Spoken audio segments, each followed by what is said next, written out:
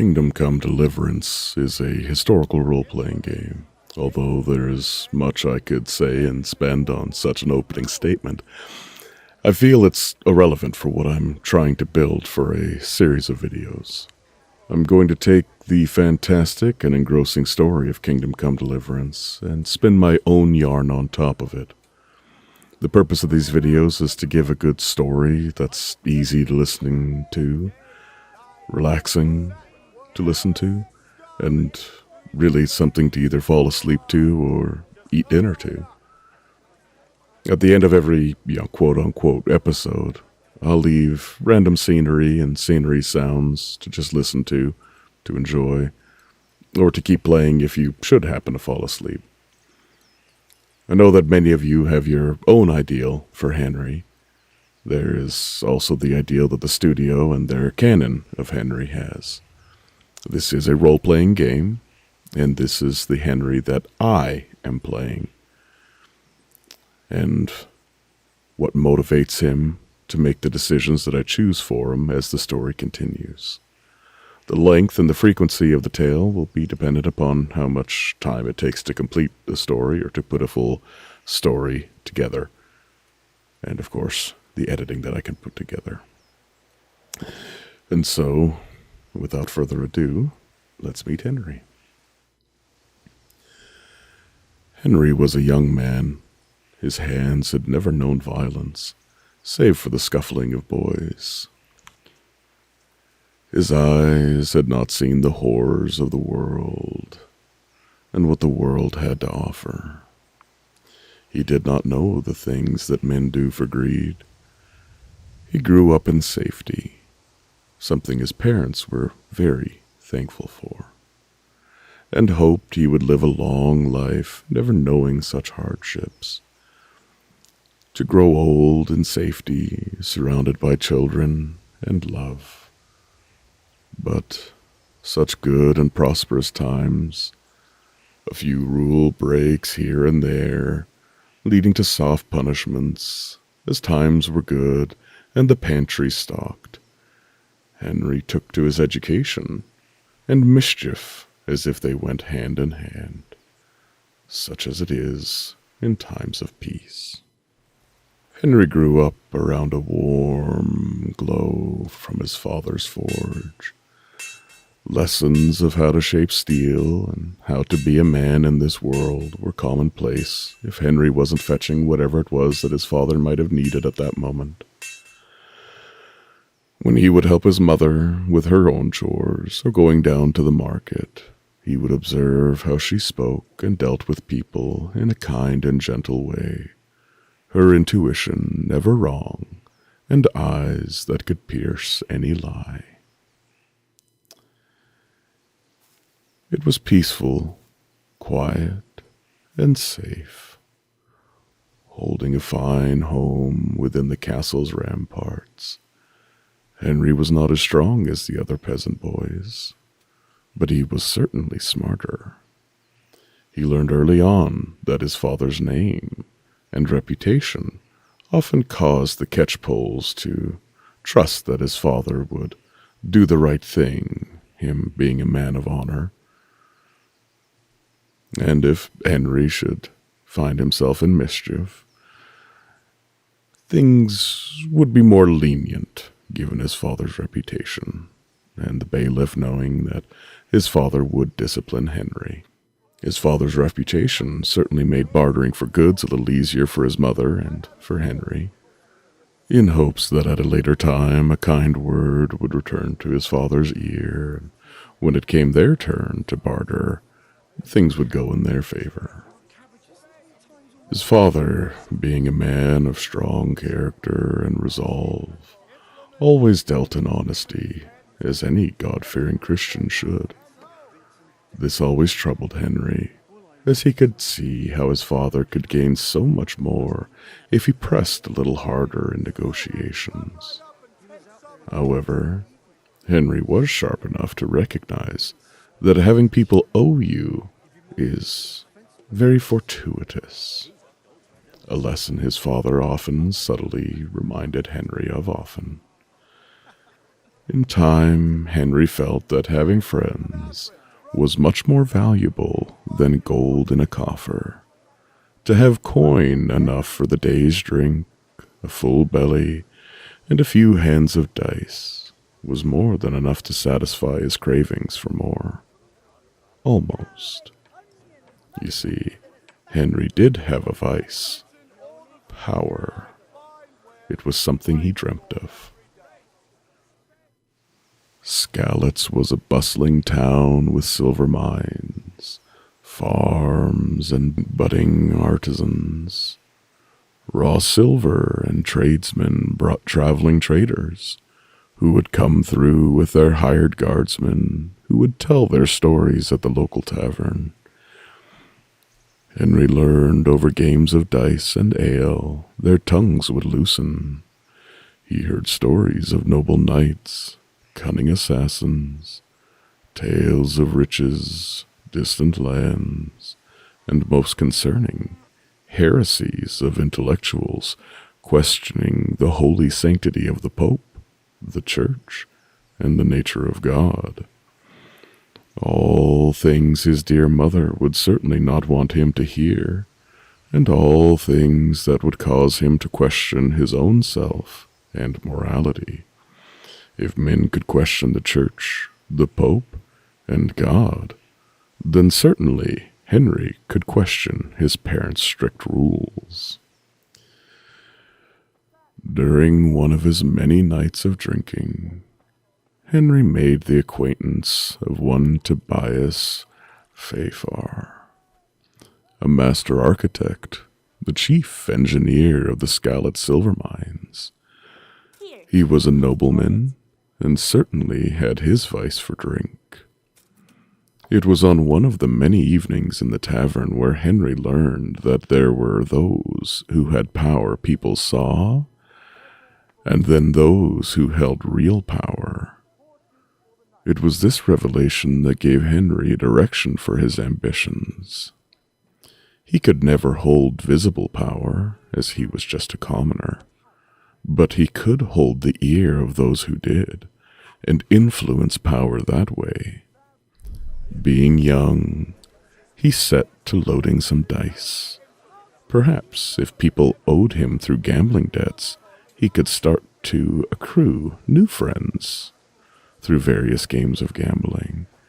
And if anyone didn't wish to pay, well, Henry had friends for that as well. Naturally, from his time spent playing dice and hanging around the tavern, he took a shine to the local barmaid, Bianca. As much as his parents might want him to seek a match they felt was more suited for him, they did not dissuade him from spending time with her. His parents were wise enough to know that telling him no would only result in an unwanted grandchild. But when the opportunity would arise, his father would sneak in a subtle push in a direction for Henry's affections to wander. Before he could lounge about the tavern without being shooed off as children were, Henry would chase about with his boyhood friends, Matthew, Matthias, and Fritz. When they came of age, they just started spending time and what little coin they had on drink at the tavern. Fritz had fists of iron, but nimble and delicate fingers that could work around a lock. Fritz was all brawn. It wasn't that he wasn't intelligent. He just didn't see the point of doing anything but hitting a problem head on. Henry always appreciated this about Fritz. Many would look at him like he was just a violent simpleton, but Henry knew better, and Henry always appreciated that he never had to wonder what Fritz was thinking. There was no smoke and mirrors with Fritz. He was key to much of Henry's schemes. Even if they never played out, Henry would dream of how fortuitous it was to have a friend like Fritz, the much-needed muscle to much of his dream plans. It was Fritz who taught Henry how to pick his first lock. Henry never knew when the feud between Zbyszek and Fritz started, but that feud was inherited to Henry, Matthew, and Matthias. One day, Fritz claimed that Zbyszek had taken some sweets and cakes from him, and Zbyszek had a small chest with the pilfered sweeties in it, hidden away in a barn. Fritz got Henry to bend some iron. Unbeknownst to Henry, he was making lockpicks. Fritz taught Henry how to pick the lock, and they feasted like kings, leaving only powder and crumbs behind. When Zbyszek confronted Henry, it was Fritz who cleaned Zbyszek's clock. Even as a child, Zbyszek was always a snake and a coward, and Fritz always believed that Zbyszek had it coming, and he normally did. Zbyszek always seemed to have a knack for being some toady or lackey for some new bully, and everyone that Henry and his friends could ever come to blows with, Zbyszek was always on the opposite side, which never endeared them one to another. Matthias was always the straightest arrow of the bunch, hard-working and patriotic, God-fearing. Henry would often look up to Matthias, fondly, for how honorable a man he truly was. Henry would often muse that the reason why he would do the right thing was because Matthias would have done it. In those plans and schemes and dreams, Henry would always promise himself that he wouldn't do anything that would make Matthias not proud of him, that he would never take advantage of good people, and only to those that had it coming. You lose friends very quickly when you start to hurt good men. Matthew often gave Henry a run for his money. They would challenge each other in games of wit, but Matthew always had his hands full trying to keep Fritz from doing something stupid. It just always seemed that Matthew would always come up short with any of his own plans and schemes, as if he could never get the last piece of the puzzle to fit. It was normally at this stage that he would give up and seek to lay about. Where Fritz would be brazen and direct, Matthew would be smarter and more careful on his approach. The brains to the brawn.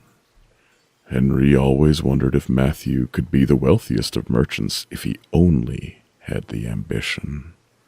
That is what separated Matthew from Henry. Matthew and Fritz would lay about all day if the townsfolk would let him. It isn't that the two of them didn't work hard or couldn't work hard. They were actually very skilled carpenters, fastening timbers at the silver mine, but only enough to keep their jobs, and never saving for anything better than what they already had. If an easier way could be found, they would take it. The whole Zbyszek affair had the four boys in a tizzy afterwards. Fritz saw no point in hiding that he was eating them. In fact, he would eat them in front of Zbyszek.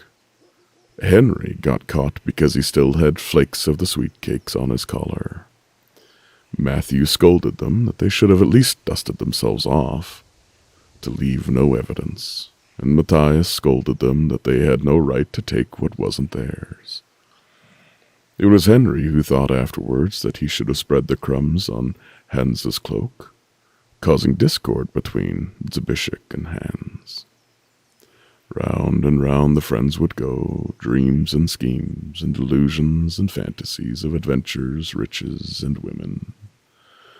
If Henry did things just right, he would never be remembered in the history books, but his actions would be seen through those he would come to hold influence over. As destiny would have it, as it does for all those touched by the fates, an ill-fated day comes for Henry. And as all ill-fated days, it started like any other, In fact, this one was better than any other.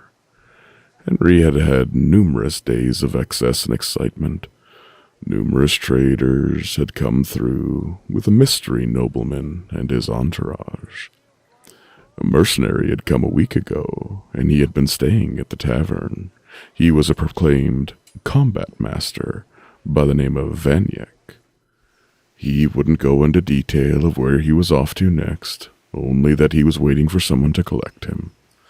The townsfolk were very wary of him, but Henry found him irresistible.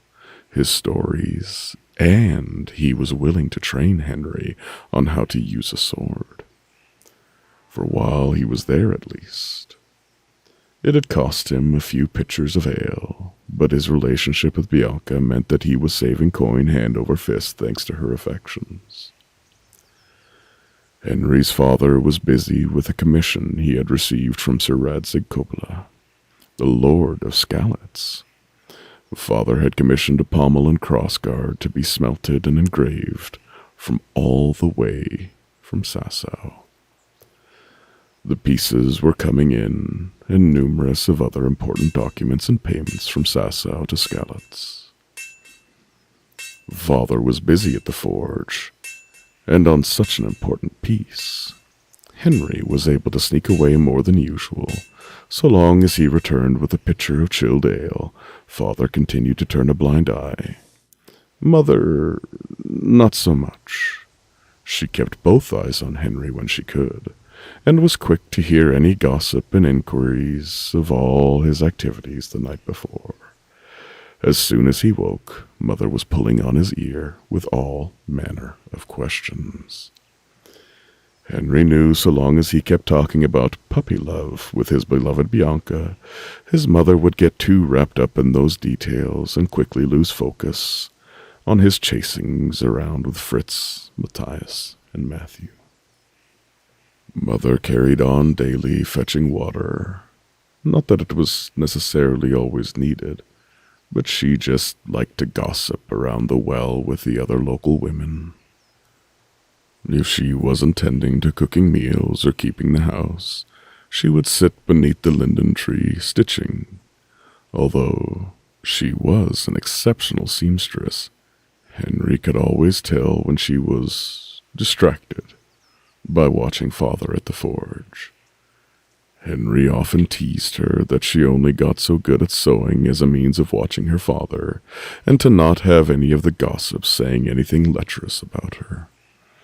She would often scold Henry for such foul talk, but it wouldn't be long before Father would come by and she would swoon, the two so much in love, and so amorous. Henry would dream of finding a woman who would love him as much as his mother loved his father. He never seemed to question if he could love the same way as his father loved. Henry always just accepted it as a given. The pieces had arrived from Sasau, or so Henry assumed as he lay in bed listening to the birds chirping in the afternoon air. His father was angry and stressed, but the hangover was angrier, and Henry was tending to the latter despite the wisdom saying that he should rise before his father's ire did. It wasn't long before his mother was tugging on his ear, questioning why he was drinking the night before, and who he was with. Was it his friends or that Vanyek? The usual deflection that he was dancing with Bianca, and his mother started swooning, looking out the window at his father, hands on her chest as she seemed to lightly sway. A cold sausage and bun was all Henry could grab as he heard his father bellowing once more. He quickly returned to the table to kiss his mother on the cheek and to grab an apple as he ran out the door. His father certainly was in a mood. The pieces had arrived. There was not enough charcoal. Kunesh owed his father money, and Father had been hearing of Henry's latest exploits. This time Father requested a pitcher of cold ale, and sent Henry down to the market with a hefty set of errands. Henry would rather be anywhere other than the forge with how stressed his father was, and so he leapt at the chance to wander into town. People in town swear they remembered when Kunesh was something other than a despicable and loathsome human being. Henry could almost strain and think of it, but no redeeming qualities of the man ever came to mind, always so overshadowed by his current state of being. Kunesh turned to drink, and did so in a nasty way. It was even jeered and jested that Kunesh would spit on a nun so much as look at her. Truly, there was no one as despicable as Kunesh, certainly not anyone as looked down upon. He allegedly became this way after his wife had left him. She left him in the dead of night to visit family. At least that is what she told him, and he believed it. Some of the town's gossips say she ran away with a lover, and they are living a storied life in Prague. Kunesh believes that she will come home someday, and when she didn't, he turned to the bottle deeper and deeper. People tried to console him, but he slapped and bit at every hand that tried to help or feed. He was little more than a beggar with a home, and Henry knew trying to get him to pay his debt was a fool's errand. He argued with his father about accepting a debt from a man such as Kunesh, but his father believed that if he had good tools and nails that he could repair his life and find new purpose. Henry had witnessed the opposite, and Kunesh was curt to say ill words and refused to pay. Every fiber of Henry's being he wanted to beat Kunesh, but he knew that he would be more than likely the one beaten to a pulp by the drunkard. As always, Henry devised a plan. He couldn't return home, it would arouse suspicion. So he would borrow some lockpicks from Fritz, and sneak into Kunesh's house and repossess the tools and nails. If he didn't want to pay them, well, then he would not get to keep them. Now, to find the lads. Henry was hoping they wouldn't be in the mines. He was fairly confident that they would be drinking. It was early afternoon, after all. Crossing the wide dirt street, Henry could see Vanyek chatting up Pip, and it looked like there was a fresh face at the dice table. It was shaping up to be a good day indeed. Pip declined Vanek's invitation to spar, but Henry was eager to learn more. Vanyek seemed pleased too, probably more for the free meal and ale that would come after, but Henry didn't mind. He'd make the money with his loaded die in no time, but first, he needed to find the lads. And luck would have it, there they were, having a pint. A table away from the Deutsch and the bailiff.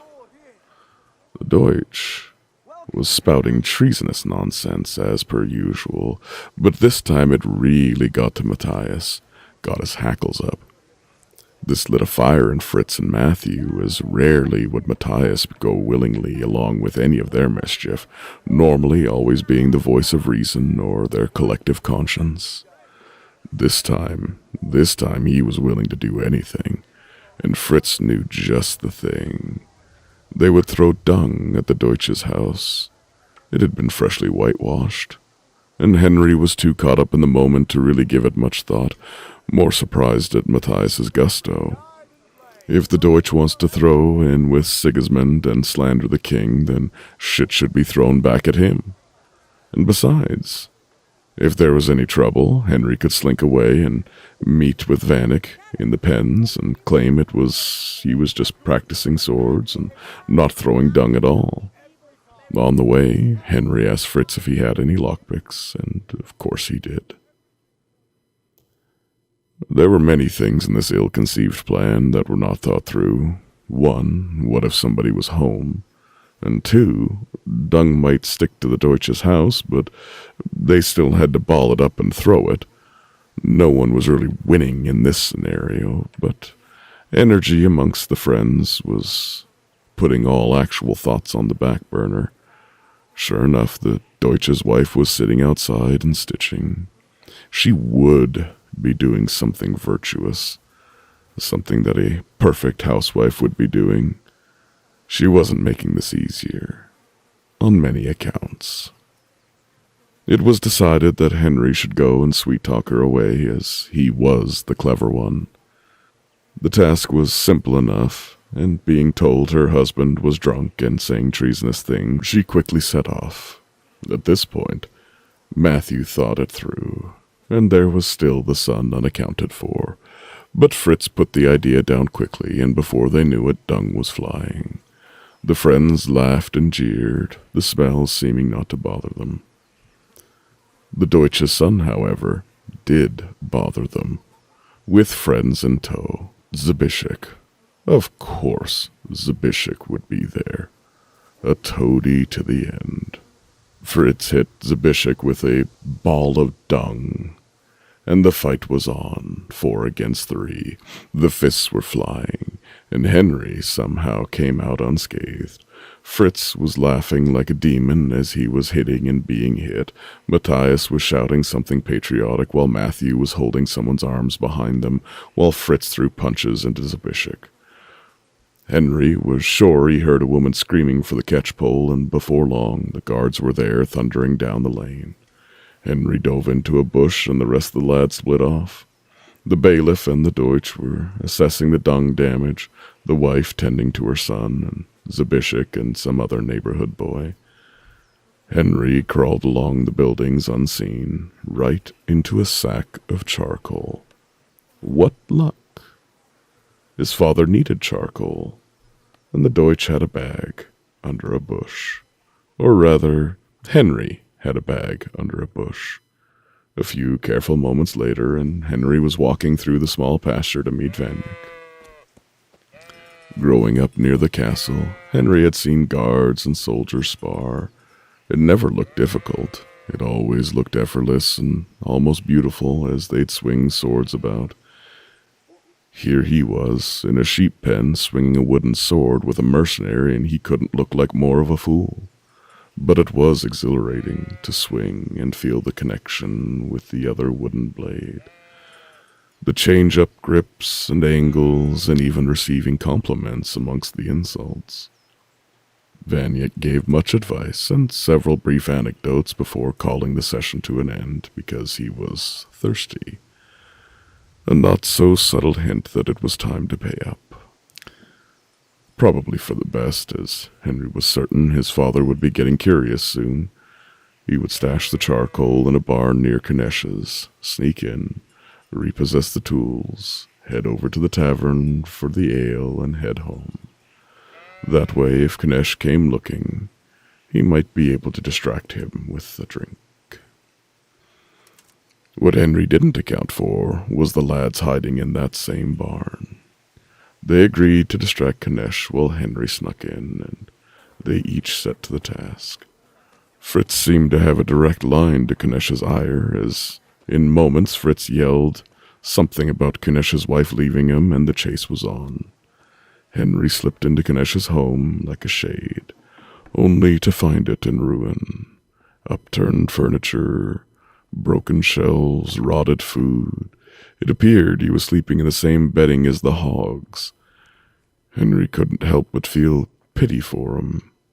And if he wasn't such a despicable lout, he'd probably have given him coin instead of taking the tools. He felt dirty, but Kunesh did insult his father, and he had this coming.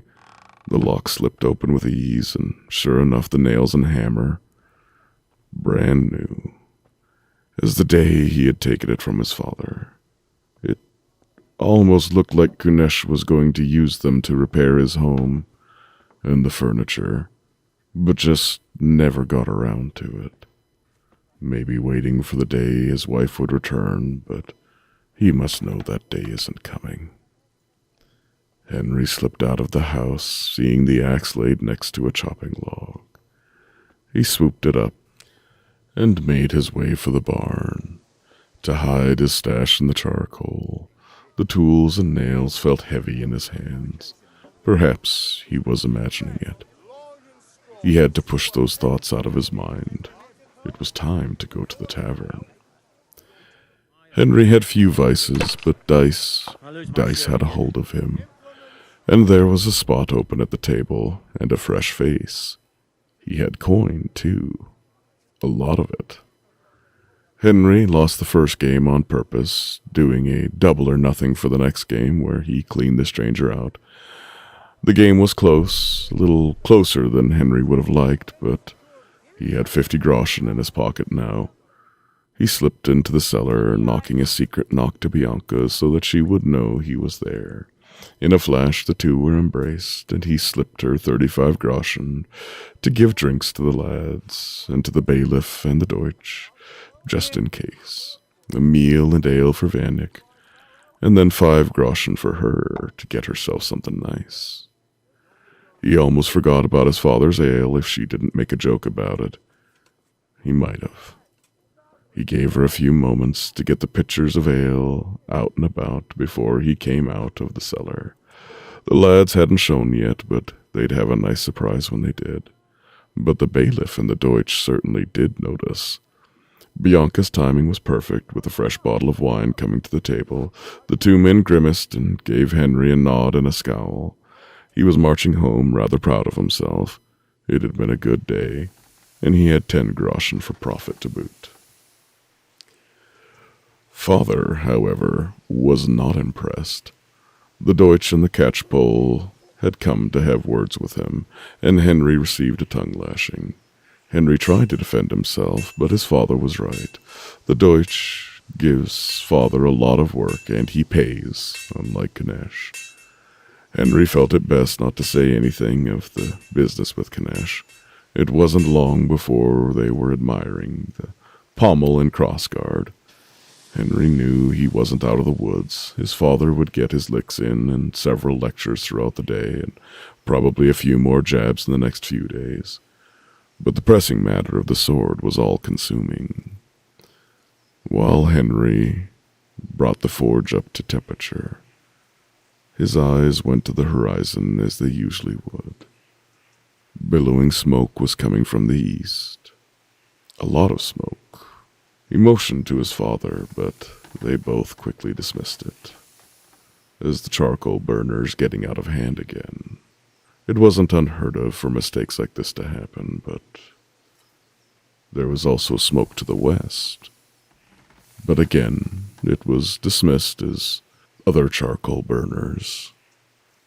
The mines were certainly getting busy, and charcoal burners were going to go where the work was, and there was certainly no more work than there was at the Skalitz mines. Lots of charcoal was needed. They fashioned the handle, burning in the tang.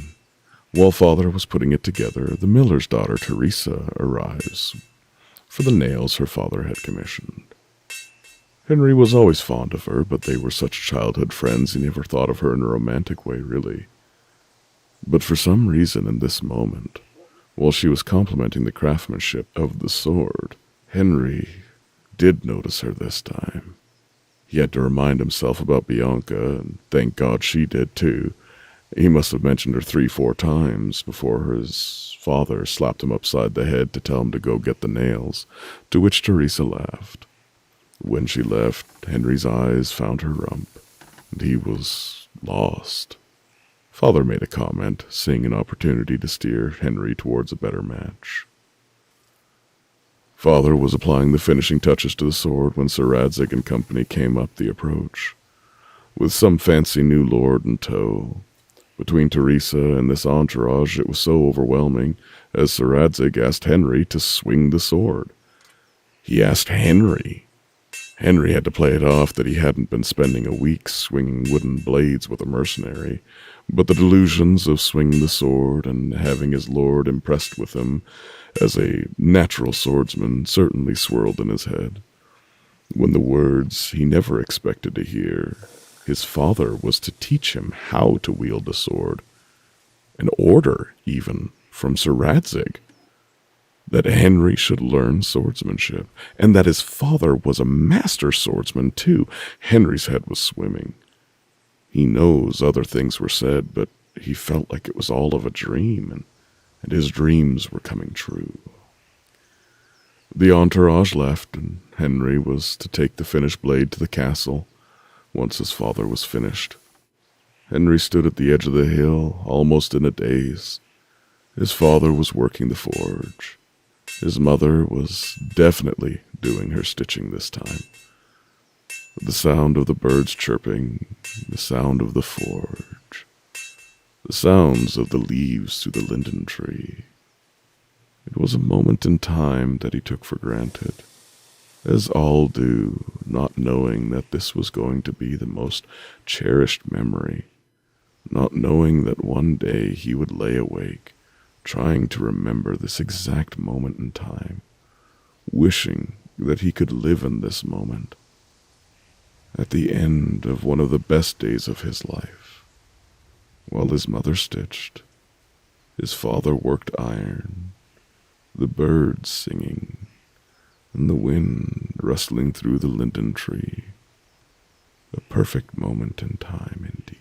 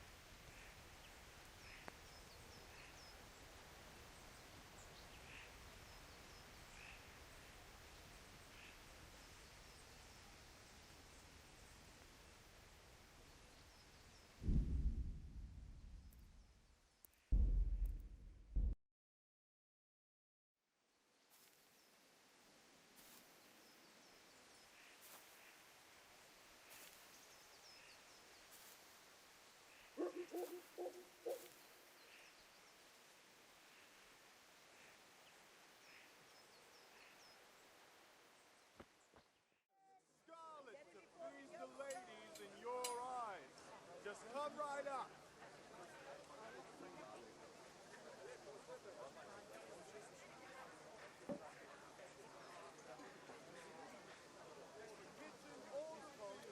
Cucumbers, lovely cucumbers, asparagus and prunes. May the Lord watch over you. Lace, linen, and silk. Come right up and take some home.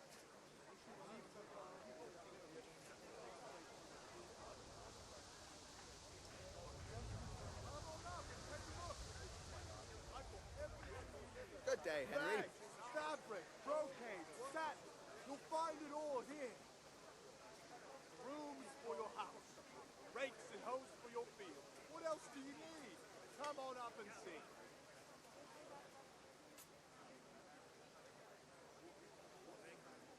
Market home? A torch will help. Here's a hoe. Straw for the winter. You need a rake.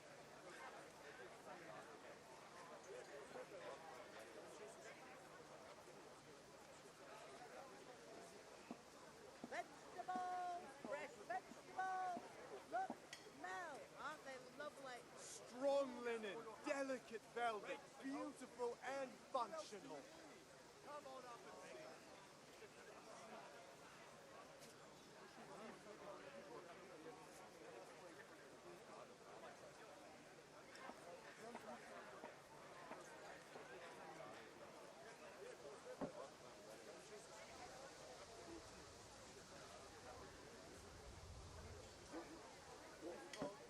Come on up and take a look.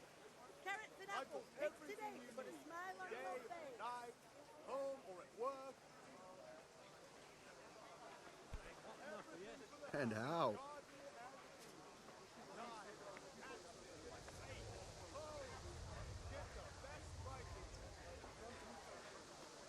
Come on up and take a look. I've got everything. Did I tell you about my wife's lace making? No, I didn't know she did that. She only started not long ago. Always in the evening while there's still a bit of light. She sits down and gets on with it. And she's quite deft at it by now. I'm not surprised. Betty was always good with her hands. Red, You're right long there. and strong to swat Anyway, anything I you showed a need. couple of pieces she made last time Kettles to old for Tonda from Tabor, baskets the one I for buy goods cucumbers, from. torches for the And he said right away to take them. And how much do I want for them? Well now. I was surprised myself, but I wasn't sure Betty would even want to sell them. So I asked for a high price, and he says, that's fine, and started pounding out the coin there and then. Just like that. What I heard about him, he's a right skinflint. And what did Betty have to say? She was well pleased, as you can imagine. Even more when I told her Tonda will take everything she makes. Come right That's up and take great. some home. A bit of extra coin never hurts. Carrots that'll make you and your family happy.